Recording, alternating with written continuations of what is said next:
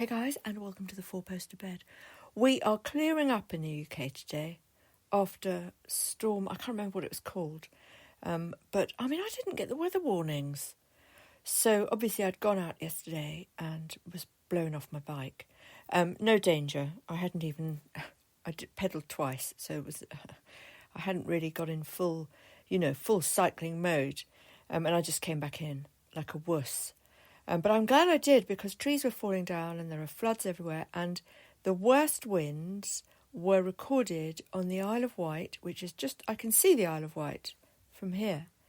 I'm right on the end of the south coast today, looking onto the sea, towards France, with the Isle of Wight in between. So Isle of Wight is very, very close. You can swim it, not that I would, and certainly not in the winter.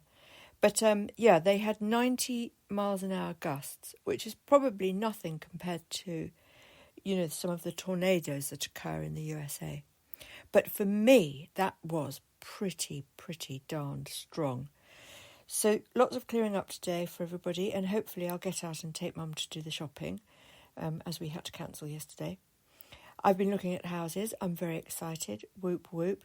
But the big story, for me anyway, about yesterday was that I looked at my stats. You can look at your stats on Blogger. I use Blogger now for my websites because it's free. It's free and it's really good for sharing things, and I get loads more visitors than I ever got on my Wix website. After years of trying with Wix, I'd be lucky to get, 4 visits a day, even with lots of sharing. But Blogger, I get normally maybe, anywhere between 40 and 100 on a normal day. A bit of sharing going on. But yesterday I got 750. And I thought, that paid off, because I did loads of articles, you see. And I did links and all these things. And I went to Mr. Neil Patel and online, and he told us he tells the internet how to do things, and it really worked. But of course, with that level of visits, you just think, well, it's robots, isn't it? It's not actual people. It's not actual people coming to listen to you warbling on, or to engage with your music therapy recordings, or anything like that. It doesn't look as if they were clicking on anything on the site, per se. So they're probably data ripping.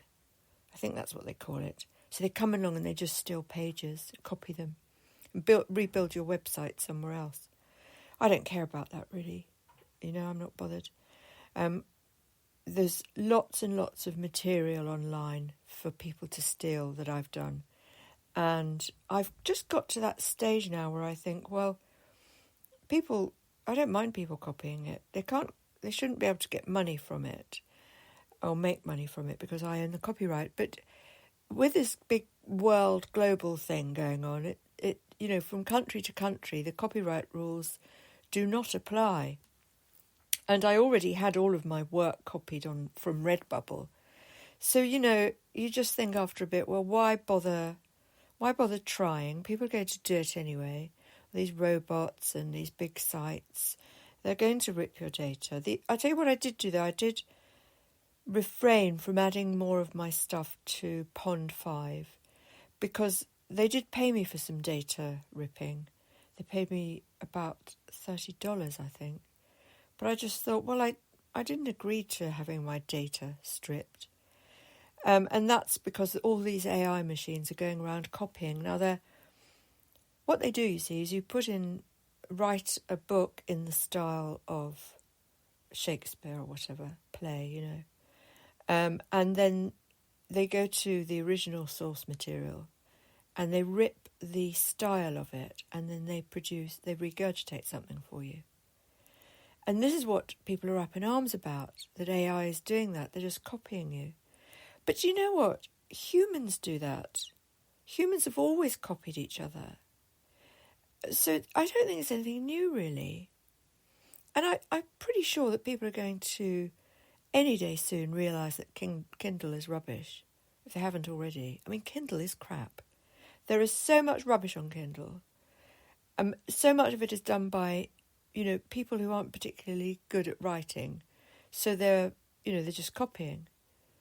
And I don't think they're making much money. I mean, some of the big companies are making money.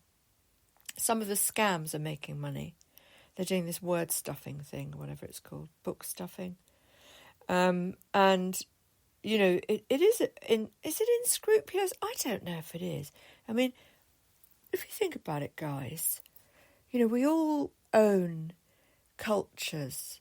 They're all part of us, our inner sensibilities, and we all own language. So, somebody puts a group of words together. I mean, I know it's sometimes 80,000 words. It took quite a long time. But, yes, it's sort of them, but I mean, humans own human production, surely. Do you know what I mean? So I'm not going to worry about it. Look, if you're good at something, even if you're bad at something, actually, you're going to get copied. Fact of life. So all you can really do is say, well, especially with art, the only valuable piece is the piece that I've done and signed. So that's the first thing, part of my catalogue, because I've got a catalogue now. But the other thing I was thinking about was this idea of making books that are limited editions or making books by hand. And I was thinking, well, to make a book that's an artwork, so there's only one of them in that variation. But you see, I can do that. I can have something printed, and I could write by hand an introductory note, which slides in the inside cover, and a certificate of authenticity, and one edition only. It might not realise, financial reward for me, but it would later on for my kids. And it might be really nice to do. So I'm sort of thinking about that today. I'm thinking, well, what about the one-off? I mean, even if it's just a paperback, a paperback one-off. I've got a paperback one-off of a book that I wrote, a terrible book. I mean, don't go and buy it. I got a sample, and then the spine was wrong, so I had to do it again. So there's only one copy of this. And it was called The Diaries of God, I'm Gorgeous. And my mum had said to me, you could write a porn book in a weekend. And I said, well, maybe 2 weeks. So I did. But it's not really porn by today's standards. This was in the 2000s, in the noughties. And I was learning about the internet, and I was drawing pictures of shoes, Jimmy Choos, and selling them on eBay, because if you put a designer's name in the title, you got more views. So I thought, well, what about, I'm going to write a book, and I'm going to put designer names through the book. So she wore all this Jimmy Choo and, Yves Saint Laurent. And then she had loads of sex, because sex always gets hits. So it was quite risque. But yeah, by today's standards, it's not at all risque. Not at all. I mean, it's actually really tame. I mean, she has a threesome. That's about as exciting as it got. I can't remember what name I used. Pasha Dupont. Pasha Dupont, same name as my passport. I'm going to get a new passport today, actually. Anyway, the idea of copying is nothing new. And the idea of mass production, which really started with the Bible, didn't it? The Bible's the most mass-produced book in the world. I mean, people make money out of the Bible, and yet there are so many copies of it. So you can still find financial reward somehow, even in mass production. So I'm sort of on the lookout as well for, well, what can I mass produce? If other people are mass producing it, what can I mass produce? So I'm sort of thinking as well, guys, about, I could do the Bible, for example, and I could illustrate it with contemporary modern art. That would be quite an interesting project. I think I've sort of fallen into this becoming an illustrator kind of corner, because I use my own work to illustrate all my books and my short stories and my poetry. So you kind of fall into that category, I guess. And, we all know the internet adores a category. It loves categories. It loves categorising women, especially.